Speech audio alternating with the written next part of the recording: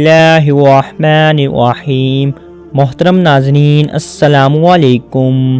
حضرت موسیٰ بن عمران علیہ السلام نے بنی اسرائیل کو یہ تعلیم دی تھی کہ وہ 7 دنوں میں سے ایک دن خدا کی عبادت کے لیے مخصوص کر دیں اور اس دن دنیاوی کاموں اور خرید و فروخت سے باز رہیں۔ جو دن اس مقصد کے لیے معین کیا گیا وہ اگرچہ جمعے کا دن تھا، لیکن بنی اسرائیل نے خواہش کی کہ اس کی بجائے ہفتے کا دن عبادت کے لیے مخصوص کر دیا جائے۔ اس بنا پر ہفتے کا دن ہی ان کی عبادت اور تعطیل کا دن قرار پایا۔ چنانچہ اس روز بنی اسرائیل کا اجتماع منعقد ہوتا اور حضرت موسیٰ علیہ السلام انہیں وعظ و نصیحت کیا کرتے تھے۔ اس طرح کئی سال گزر گئے اور بنی اسرائیل سبق یعنی ہفتے کے دن کا احترام کرتے ہوئے اسے خدائے تعالیٰ کی عبادت کے لیے مخصوص سمجھتے تھے۔ چنانچہ اس دن وہ کسی دنیاوی کام کو ہاتھ نہ لگاتے، خدا کی عبادت اور تسبیح و تقدیس میں مشغول رہتے تھے۔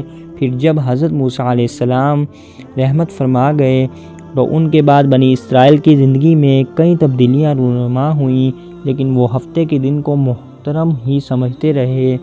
اس کے بعد جب حضرت داؤد علیہ السلام کی نبوت کا زمانہ آیا تو بنی اسرائیل کا ایک گروہ جو دریا کے کنارے واقع گاؤں ہیلا میں رہائش پذیر تھا، اس نے ہفتے کے دن کا احترام برقرار نہ رکھا اور وہ لوگ اس دن مچھلی کا شکار کرنے لگے۔ ہفتے کا دن جس میں بنی اسرائیل پر مچھلی شکار کرنا حرام تھا، چونکہ ہفتے کے روز مسلسل تعطیل ان کے درمیان رائج رہی تھی، لہٰذا اس روز مچھلیاں امن محسوس کرتی تھیں اور وہ گروہ گروہ پانی کی سطح پر ظاہر ہوتی تھی، لیکن دوسرے دنوں میں ان کا شکار کیا جاتا تو وہ کم نظر آتی تھی اور گہرے پانی میں بھاگ جاتی تھی۔ اس پر بنی اسرائیل کے وہ افراد جن پر دنیا کے ہوش غالب تھے، وہ باہم مل کر بیٹھے اور ایک دوسرے سے کہنے لگے، ہمیں کوئی ایسی تدبیر سوچنی چاہیے کہ جس سے ہم اس مشکل سے نجات پا سکیں۔ ہفتے کے دن دریا کے کنارے مچھلیوں کی تعداد بہت زیادہ ہوتی ہے اور ان کا شکار کرنا آسان ہوتا ہے، لیکن دوسرے دنوں میں وہ دریا کی تہہ میں چلی جاتی ہیں اور ہم بے حد محنت اور مشقت کے باوجود بھی ان کا شکار نہیں کر پاتے۔ چنانچہ ان لوگوں نے مچھلیاں پکڑنے کے لیے ایک ترکیب سوچی اور اس پر عمل کرنے کا فیصلہ کیا۔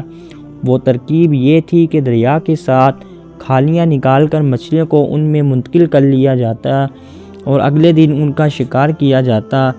پھر انہوں نے اسی ترکیب پر عمل کیا اور دریا میں خالیاں کھود نکالی۔ چنانچہ ہفتے کے دن مچھلیاں آزادی سے ان خالیوں میں آ جاتی، لیکن شام کو جب وہ واپس جانے لگتے تو وہ لوگ خالیوں پر پابند کر دیتے اور مچھلیوں کو قید کر لیتے اور دوسرے دن ان سب کو پکڑ لیتے۔ ایک اور روایات کے مطابق وہ لوگ جمعے کے دن دریا کے کنارے گڑھے کھولتے اور پھر چھوٹی چھوٹی نالیوں کے ذریعوں سے انہیں دریا سے ملا دیتے۔ اسی طرح ہفتے کے دن مچھلیاں ان گڑھوں میں جمع ہو جاتی اور اتوار کے دن وہ ان کا شکار کرتے، یعنی ان کو پکڑ لیتے۔ اس موقع پر بنی اسرائیل 3 گروہوں میں گئے۔ پہلے گروہ میں وہ لوگ شامل تھے جنہوں نے اللہ کی حکمت کے مخالفت کی اور کھلم کھلا اس گناہ کا ارتکاب کرنے لگے۔ دوسرے وہ جو اس کام کو گناہ تو سمجھتے تھے لیکن ان لوگوں کو اس گناہ سے منع نہیں کرتے تھے، اور تیسرا گروہ وہ تھا جو اس کام کو گناہ بھی سمجھتا تھے اور ان لوگوں کو اس کام سے روکتے بھی تھے۔ قوم کی صاحب علم اور دیندار لوگوں نے انہیں نصیحتیں کی اور خدا کے حکم کا مخالفت کرنے سے ڈرایا، لیکن اس سے کوئی نتیجہ برہم نہ ہوا۔ اس طرح کافی مدت گزر گئی اور دیندار لوگ ان گناہ گار لوگوں کو وعظ و نصیحت کرتے رہے۔ اس موقع پر وہ لوگ جو اس کام کو گناہ تو سمجھتے تھے لیکن امر بالمعروف نہیں کرتے تھے، انہوں نے امر بالمعروف کرنے والے گروہ سے کہا، تم ایسے لوگوں کو نصیحتیں کیوں کرتے ہو جنہیں خدا ہلاک کرنا یا دردناک عذاب میں مبتلا کر دینا چاہتا ہے؟ نصیحت کرنے والوں نے کہا، ہم اس قوم کو اس لیے نصیحت کرتے ہیں کہ اللہ تعالیٰ کی بارگاہ میں ہمارا عذر قائم ہو جائے۔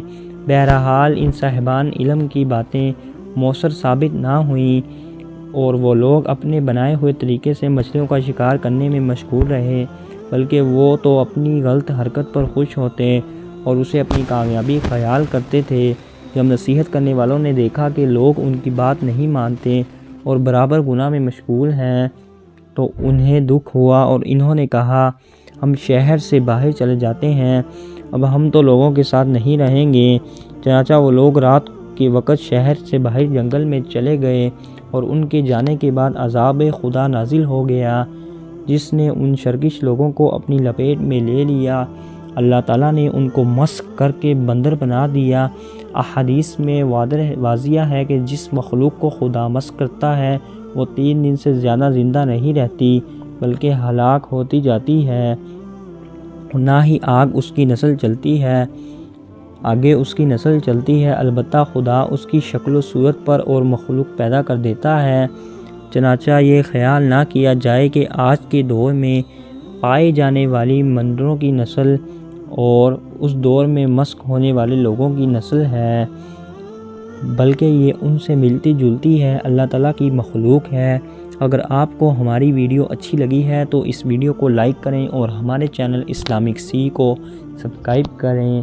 ملتے ہیں آپ کو نیکسٹ ویڈیو میں، اجازت دیجیے، اللہ حافظ۔